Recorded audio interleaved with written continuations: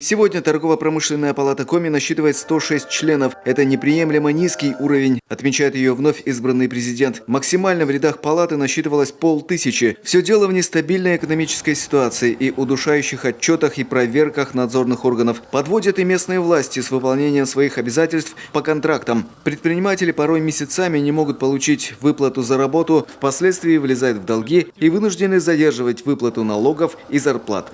К чему это привело? Резкому сокращению налогооблагаемой базы в республике. Предприятия просто закрывались. Они не ликвидировали свою деятельность, они юрисдикцию поменяли. Эта практика до сих пор продолжается. Ушли регистрироваться в соседние области: Кировскую, Вологодскую, Нижегородскую, Пермский край, но продолжали работать в республике Коми. То есть так просто к ним уже не придешь, их не проверишь, офиса тут нет. Налоги платят в других регионах. А бизнес продолжается. В ближайшие 1,5-2 года будут совершенно другие цифры, обещает президент ТПП. Организационная структура предпринимательства по всей стране переживает реформу. Она должна обновиться и стать реальной опорой для предпринимательства. Бизнесу надо учиться новым методам работы с использованием современных технологий. Кто не сможет, вряд ли продвинется дальше. Пришло время стать проводником новых идей и, конечно, подставить плечо предпринимательству или хотя бы помочь сделать этот нелегкий шаг.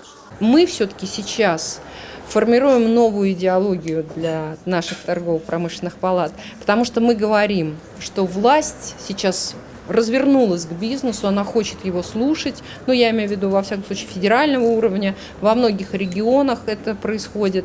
Поэтому торгово-промышленная палата должна стать институтом развития. Знаете, такой зонтик. Вы придите, и мы вам подскажем, куда, подскажем, как, поможем, найдем партнеров. То есть мы уже переходим в следующий этап, когда очень важно бизнесу дать посыл на развитие. В этом заинтересованы все. А еще в Коми теневого бизнеса очень много. Люди не хотят вступать в официальные отношения с государством. Хотя в регионе принято решение о налоговых каникулах, максимальное количество патентных видов деятельности. Но тут же бизнесмены натыкаются на другой подводный камень. Федеральные выплаты в фонды социального и медицинского страхования перечеркивают эти старания регионов. Первый шаг, который мы сейчас должны сделать, пока идет дискуссия, это, конечно, все-таки ввести региональный коэффициент. Если мы его не введем, мы точно не сможем легализовать вот этот наш, а ведь оценочно от 20 до 30 миллионов людей у нас сейчас в теневом секторе. И он, к сожалению, растет по данным РАНХИС, вот это последних исследований, что доля теневого сектора только выросла.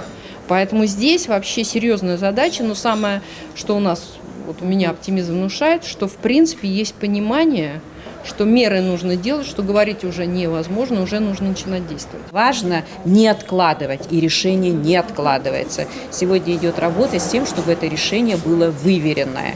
И как только такое решение будет найдено, оперативность решения будет, конечно, высокой. Как отметили московские гости, сегодня федеральное и многие региональные правительства развернулись лицом к бизнесу и стремятся наладить стабильную обратную связь. Торгово-промышленные палаты могут стать лучшей точкой соприкосновения. В Коми, например, уже в апреле правительство подписало распоряжение, по которому все законопроекты, касающиеся бизнеса, должны проходить через экспертизу торгово-промышленной палаты. Константин Куратов, Олег Юшков, телеканал Юрган.